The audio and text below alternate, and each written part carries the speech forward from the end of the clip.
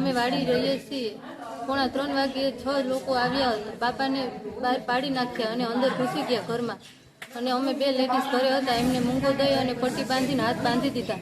પછી મારો 9 વર્ષનો દીકરો છે, એને સરી મારવાની ટ્રાય કરી અને અમને ધમકી આપી અને અમને હાથમાં નીચા પહોંચાડી.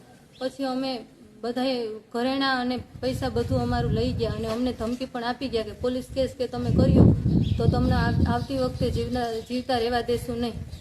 25 તોલા સોનું હશે, રોકડા 1 લાખ જેટલો હશે.